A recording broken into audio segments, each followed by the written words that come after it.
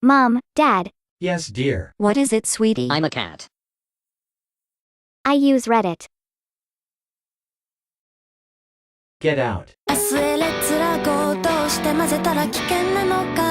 You're gonna die out here, fam. You're gonna die. Nah man, I got this. I can handle this, I'm a grown woman. You're 6. Also, these puddles are like an inch deep. What are you even fishing for? Mosquito larva. Good lord, you're there already. Just slump over. What's good, homie? Let me hold $1. Yes sir, sorry sir.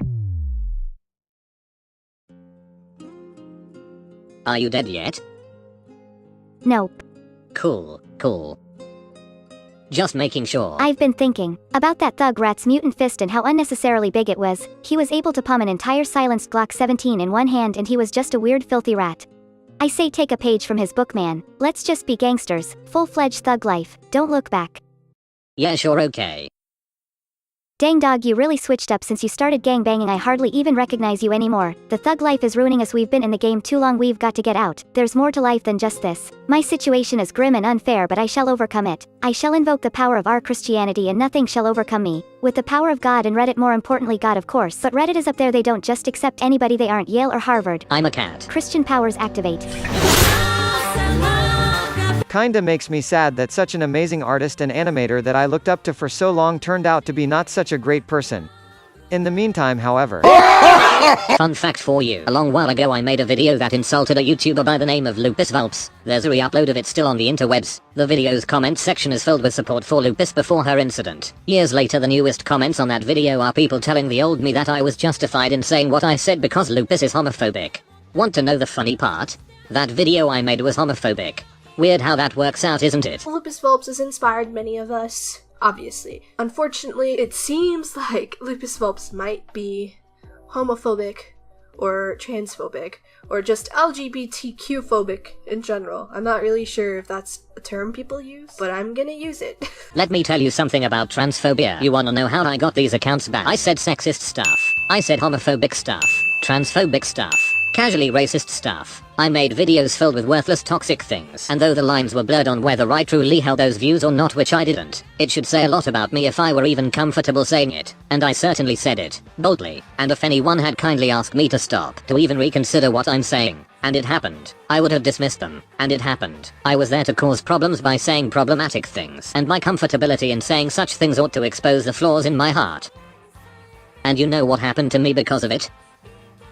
Not one singular thing. I grew like a whittle bitty tumor. Though my old videos had homophobic undertones, I found that LGBT furries became the majority of my audience. Perhaps I said something that made them giggle. Maybe they disliked the artist I made fun of and used me as a projection of hate. Either way, I watched these new supporters of mine casually ignore me, using their identity as the butt of terrible jokes, casually affirming to me that I'm a good boy who ain't doing nothing wrong. So long as I shared in ranting about the same content they disliked themselves. I watched them make excuses for me and my words, and I watched others begin to do the same things as I did. I watched them quote me verbatim like I was scripture, and I watched them spread my edge. What's the significance in me saying this? I forget. Oh wait, now I remember. In a previous video I made when I had just found out about the incident with Lupis Vulpes, I said this. They're calling me names based on what they imagine is in my heart. She said untrue things were being said about her, that people had imagined what was in her heart. And she's right. The thing about transphobia is that you don't have to interpret it, especially on the internet. If someone on the internet is transphobic, they'll let you know. Everyone gets made fun of on the internet because people like totally hecking wild out on the internet. And if they're gonna insult you, if they're gonna disrespect you, they'll just be open about it. They'll just do it. This comment here, this interaction that took place in this commission, this isn't an insult, this isn't covert homophobia or transphobia. If she were truly like that, she wouldn't have even associated with the person to begin with. There would have been no respect at the very start. But what you're seeing here is a respectful interaction, not maliciousness. Now let's put our thinking caps on my old channel. With my old videos, I attracted individuals with genuine homophobic and transphobic sentiments, because I also said homophobic and transphobic things. I saw what they said, I understood what they thought, and I fostered an environment where these things were said casually. And I let it all happen and even encouraged it just for a joke, a wee little giggle. I know transphobia. Now let's look at Lupis Vulpes, a girl who refused to draw a trans flag because it didn't line up with her beliefs. And when the fallout of that situation blew up in her face, she made a whole 5-minute video speaking about God. A video so God-focused that people called her brainwashed. A video so God-focused that it became a meme. a means to mock her. I ask you this. What makes you believe that a girl with this type of fervor wouldn't plainly display her transphobia to you? She literally believes the creator of the universe is with her. You ever seen this? You know this exists, right? People who use God as a shield for their hate. The faulty shield that it is. These people are practically demon-possessed until you show me scriptures of Jesus walking around telling people how much he loathed them. Until you quote Jesus speaking with such venom to literally just anyone. These people aren't following Christ, which is what Lupis is doing. A follower of Christ she calls herself. Bible says, love your enemies, bless them that curse you, do good to them that hate you, and pray for them which despitefully use you, and persecute you. That's exactly what she's done. In the face of accusations and emotional insults, she responded by telling you that she loved you and that God loves you. Many of you see her trying to avoid an apology. I see her going a step above an apology. She isn't telling you sorry for having an ignorant transphobic belief. She is blatantly telling you that such contempt for the LGBT literally has no place in her heart. I've never condemned anyone for the way that they live their life, even in my heart or my mind.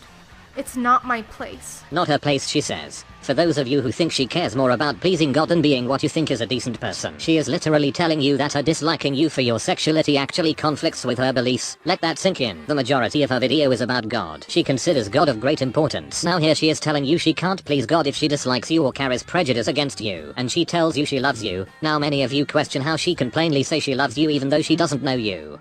You ever seen this girl's channel description? First thing you gotta know about me is that Jesus Christ miraculously saved my life 2-ish years ago from depression and suicide, and my life has been turned upside down on its head, in the best way possible, and now I follow him as my best friend ever. He loves me and you, and he's an amazing friend. Depression and suicide? The types of iterations that make you feel a sense of hopelessness and purposelessness? Isolated and unwanted? And then in her video you hear her say this. Your life has extreme value.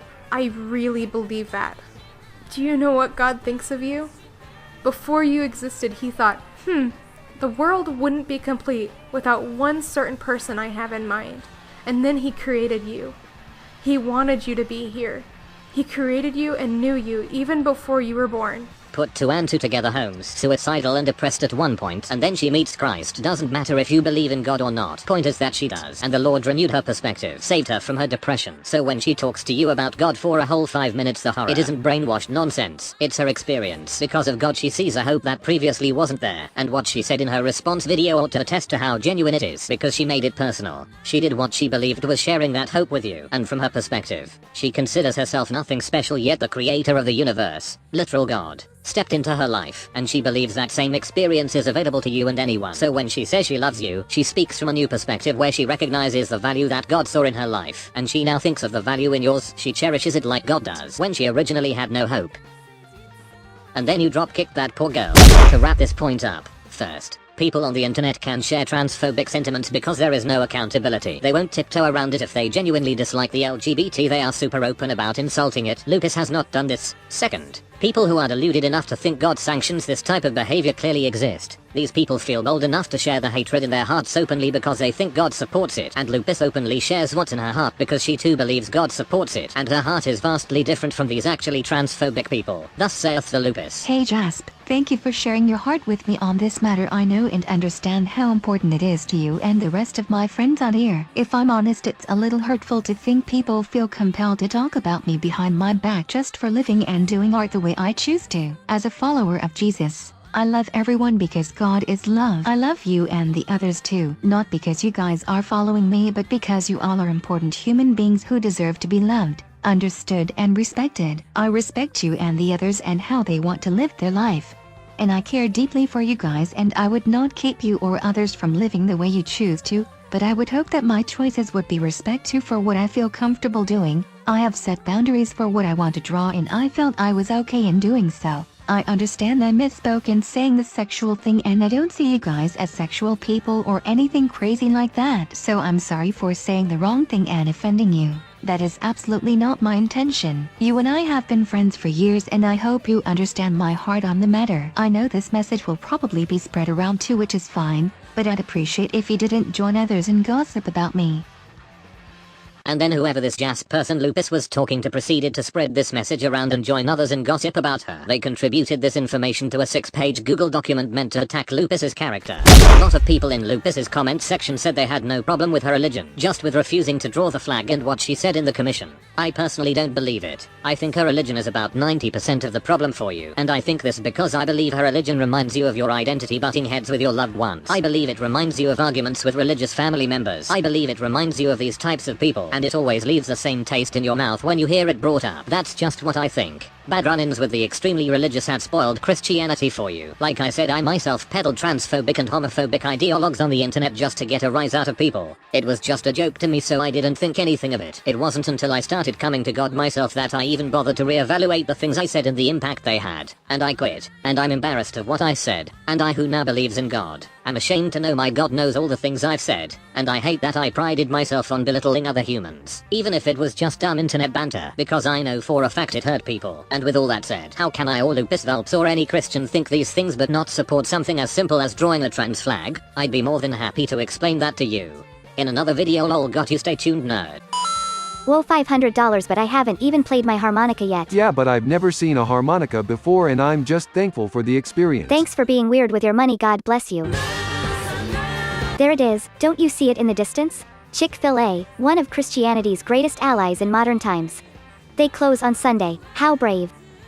Their chicken makes my stomach hurt. That's because it's cooked in righteous peanut oil that kills the demons buried inside of your skeletal system, and it makes my stomach hurt too. But that isn't the point. Every Christian knows that every Chick-fil-A has a secret trans-dimensional portal in the back that leads to the spiritual world of angels. But you need angel bling to access it, and we're about to get that bling, my feline companion. I'm a cat. And every time you say it I begin to doubt it more and more. Either way, I love you. Thanks for coming with me. Mom and Dad certainly didn't want the family pet gone. You didn't have to be here.